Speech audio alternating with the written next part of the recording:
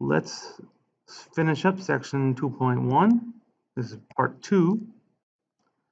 Our warm-up, we are given the percents of residents age 65 and older in the 50 states. So maybe a little bit more clarification, we have our key. 15 line 2 means 15.2% of the state's residents are 65 or older. So now we're looking at A, where we need to find and interpret the percentile for Colorado. Same thing for Rhode Island. And which of these two stats is more unusual, we'll figure out. So Colorado, 10.1%. That is this value. So there are 1, 2, 3, 4 values below out of 50. So we divide that and multiply by 100. We get the 8th percentile. So same thing for Rhode Island, 13.9. And now I actually want to look at numbers that are greater than that, easier to work with. So we have 1, 2, 3, 4, 5, 6, 7, 8, 9. 10 including itself. That means 40 values are lower than 9. You count up those 40, but they're all there. So again, there are 9 places ahead of 9. Then we have 9, so 10 spaces. And then the rest, 40 spaces, 40 numbers, are less than our 13.9%. So we're talking about 40 people out of 50 times 100. That is the 80th percentile. Much different than the 8th percentile. Which of these stats is more unusual?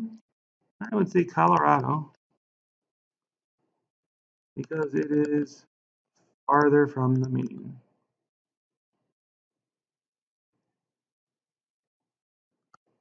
Oh, median, I guess, here. Mean, same idea. But we're talking about median. Because Colorado, 8th percentile is 42% away from the middle. 80th percentile is 30. All right, now let's get into some new stuff. Standardized score, a z-score. Z-score equals, we have this formula, x, some value,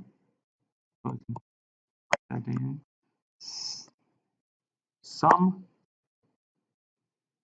value, so whatever you're trying to find the z-score of, x bar is mean, as well as mu. They're both mean. S sub x and sigma of x are standard deviation for both sets. And we'll talk about the difference in a little bit. We don't need to use that. We use standardized scores to compare values from different sets of data. And z-scores have no units. So we got a baseball problem here. We want to compare these baseball players that are very good, played at completely different times of their lives, of the century. The baseball's been going on. So Ty Cobb's batting average was 420 in 1911. Ted Williams, his average was .406 in 1941, and George Brett's 0.390 in 1980. Again, says you cannot be compared because the averages have changed over the years. The distributions are quite symmetric, except for outliers as Cobb, Williams, and Brett. So find the standardized scores for Cobb, Williams, and Brett, and who was the best player. So for Cobb, it's been 420 minus the mean of that year. We look at over here our chart. We got he played in the 1910s, 1911, so 1910s. So we'd be subtracting 266 divided by 0.0371. Now, we calculate it, we get 4.15. So now we'll look at the other two so that we can compare them. So Ted Williams, again, his value was 406. Now he played baseball in the 40s, so we have the second one. The standard deviations are pretty much the same. Divided by, or sorry, the means are pretty much the same. Standard deviations, well, I guess as well. So 0.0326. Again, z-square. So when we divide, that we subtract, and we divide, we get 4.264. And lastly, Brett. His value, 390, minus the average in the 1970s when he played, 2.61, and divided by the standard deviation of that time period. Again, z-square. And we get that as a z-score. They're all very high z-scores. 4 is high for a z-score. So Williams has the highest z-score. Thus, Ted Williams was the best hitter comparatively to the rest of the league.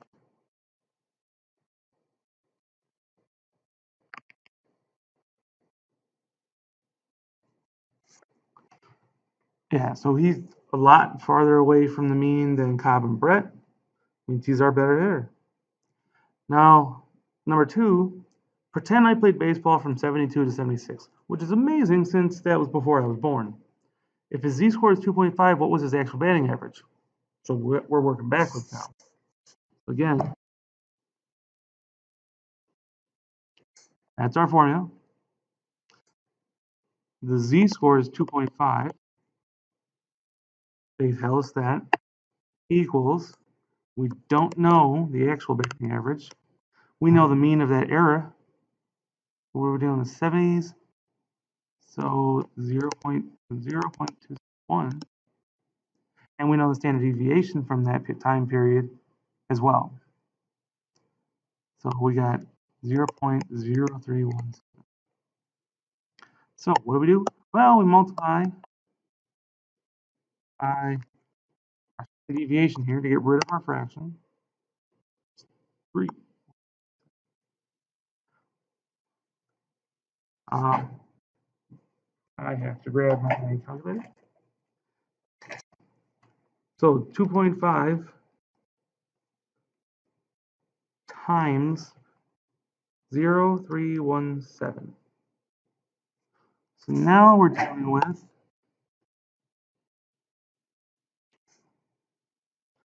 equals x minus 0.261. So we add and x equals 340. I guess, yeah, we'll say approximate because our standard deviation mean could be rounded. We don't know. And the z-score could be rounded as well. But a batting average of 340, pretty darn good. I'll take that. So what does the negative z-score mean? Well, that means that in our numerator, the mean is bigger than the actual value that we're talking about. So what does the negative z-score mean? It means the value is below the mean. That's it. Explain what a z-score of 2.7 means. That means the value, we don't have any context, we don't have anything. The value is 2.7 standard deviations above, greater than the mean. Again, just understanding what these three scores are talking about, what we're doing with them. We got to make sure that they make sense. All right, moving along. Here's the data from our chapter test. Describe the scores. All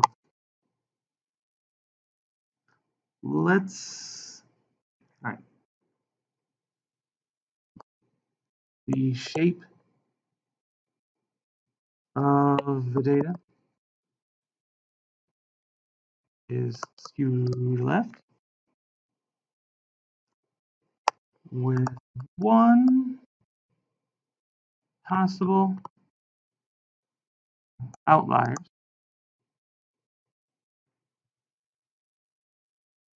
on the low side.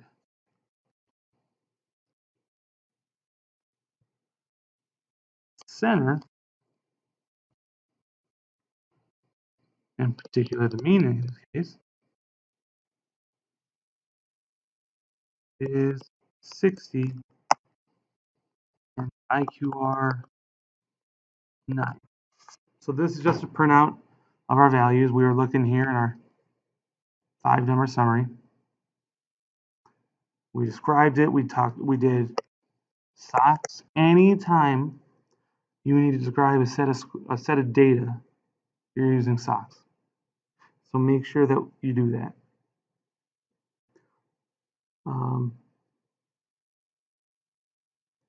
Yeah, that's all I want to do with that. Number 5, what would happen in the set of scores if I curve the test by adding 10 points to everyone's score? I guess so. Shape, outlier, center, and spread. Well, shape, if it's skewed left, it's going to stay skewed left. If it's right, it's going to stay right. And if it's normal, it's going to stay normal. We're basically just taking our whole distribution and moving it 10 points forward. So the shape is the same. The outlier is the same. Whatever the value is, when we add 10, it's still going to be the outlier. Center is increased by 10. Okay, we're looking at the median here. So the center is our average, our middle. So if we add 10 to everyone's score, the middle is added or increases by 10. But the spread stays the same. I mean, so literally we are just taking data, a data set, and moving it up 10. It's the same shape, same spread. Outlier is still there. It's the center that's increased by 10. What would happen if a set of scores, if I counted it as 2 tests? So that's a different question. Give me a second here to write down my labels. So the shape is the same. If you, I guess, count as 2 tests, so times 2, the shape is still the same. That being said, the spread isn't. It's going to be double because we multiplied by 2. And so it's going to be the same shape, but it's going to be spread out twice as much. Outlier, still the same thing, but we're going to double the actual value. And the center increases by double.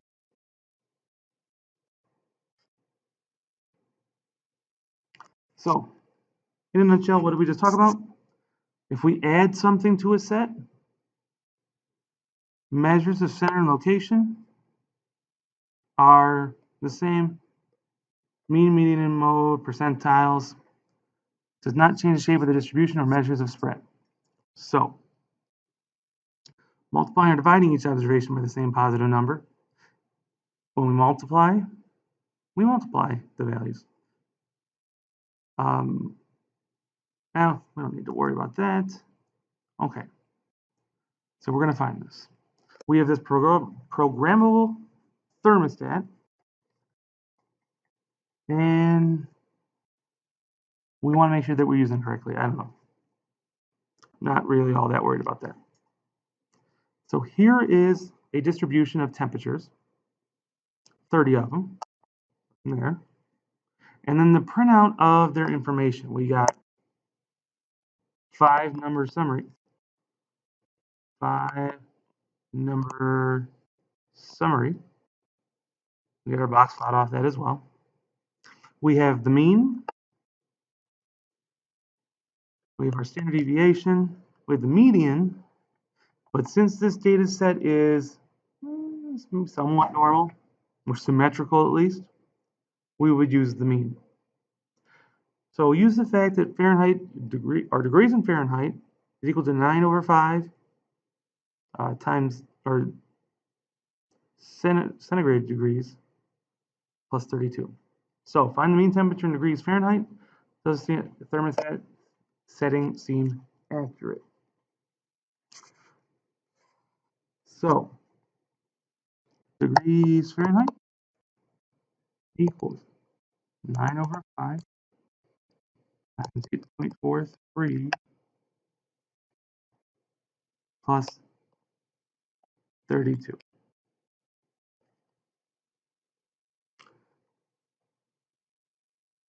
Again, we use the mean. That's where that came from. We changed it. We're going to be at 47.2 degrees. Letter C, the standard deviation of the temperature readings in degrees Fahrenheit. Interpret this value in context. So now, remember, we haven't done that. Never mind. Yes. Remember, when we multiply, when we add something, we're only changing the mean. We don't change our spread. So that's why we just have to deal with this. We don't want to add anything, that 32, because it's not going to be that. So we got 4.1 degrees. And lastly, the 93rd percentile of the temperature reading was 12 degrees. What is the 93rd percentile temperature in degrees Fahrenheit? Very straightforward. Use the formula. So that's 12 degrees. So that is about 53.6 degrees Fahrenheit. Hopefully this has helped, and we can move on and learn bigger and better things.